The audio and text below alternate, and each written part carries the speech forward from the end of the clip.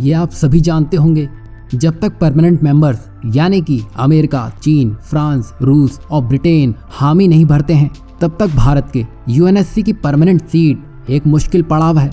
और तब तक इसमें बदलाव नहीं किए जा सकते हैं। वहीं इन 5 में से 4 देश तो भारत के लिए तैयार खड़े हैं, पर चीन भारत को शामिल नहीं करना चाहता है। खास बात तो ये देखिए, 1953 के आसपास भारत को संयुक्त राष्ट्र सुरक्षा परिषद में स्थायी सदस्य बनने का प्रस्ताव मिला था, लेकिन भारत ने ये चीन को ही सौंप दिया था। 70 साल से ज्यादा का समय हो चुका है। वहीं चीन ने आज तक भारत को इसमें शामिल होने नहीं दिया और अब समय इतना हो चुका है कि बाकी जो मेंबर्स हैं वो भी ठंडे पड़ चुके हैं और कोई बदलाव की बात सामने नहीं रखना चाहता है। और भारत ये सब देख के अच्छे से समझ गया कि ये भारत की अकेले की लड़ाई है, जिसको उसके खुद के दम पर ही जीतना होगा। यही वजह है कि पिछले कुछ सालों से यूएनएससी में भारत ने अपनी बात ऐसे सामने रखी है, उनसे ये परमानेंट 5 मेंबर ही नहीं बल्कि पूरा यूरोप तक हिल चुका है और भारत ने ये साफ बता दिया है कि अब उसको यूएनएससी की परमानेंट सीट चाहिए, मतलब चाहिए। और यहाँ पर भारत के विदेश मंत्री डॉक्टर एस जयशंकर का रोल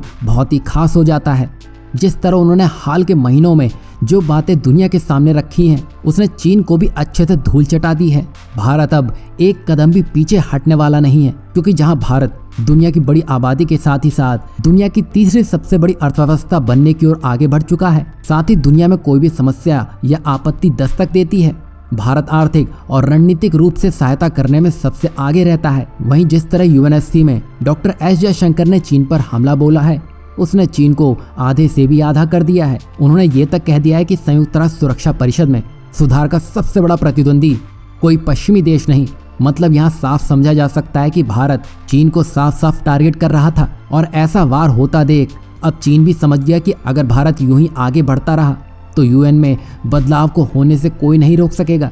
मतलब चीन भी कुछ नहीं कर सकेगा। यही वजह थी कि चीन को भी अपना जवाब देना पड़ गया है और ये होना ही था, क्योंकि आपने देखा ही होगा हाल ही में भारत ने जब यूएन को दी जाने वाली फंडिंग को ही आधे से भी कम कर दिया था, तब यूएन को भी समझ आ गया कि भारत को हल्के में नहीं लेना है। तो यहाँ यूएन भी समझ गया कि भारत इस सीट को लेकर काफी सीरियस है, जिसमें हाल ही में चीनी विदेश मंत्री वांग यी की तरफ से कहा गया कि वह संयुक्त राष्ट्र में सुधारों का समर्थन करता है। लेकिन चीन की तरफ से ये भी कहा गया कि यूएन में सुधारों को लेकर व्यापक सहमति बननी चाहिए और ये किसी के स्वार्थ के लिए नहीं होना चाहिए। और चीन की इन सब बातों से तो यही लगता है कि वो बोल कुछ और रहा है, लेकिन उसके मन में कुछ और चल रहा है। अब वो ये अच्छे से जान चुका है कि अब उसका वीटो भी भारत को यूएनएससी की परमानेंट सीट के लिए ज्यादा समय तक रोक के नहीं रख सकेगा। कहने का मतलब ये हुआ कि भारत को जो करना है जल्दी करना होगा और ऐसा गरजते हुए करना होगा, क्योंकि अभी चीन यूएनएससी में बदलाव की तो बात कह रहा है,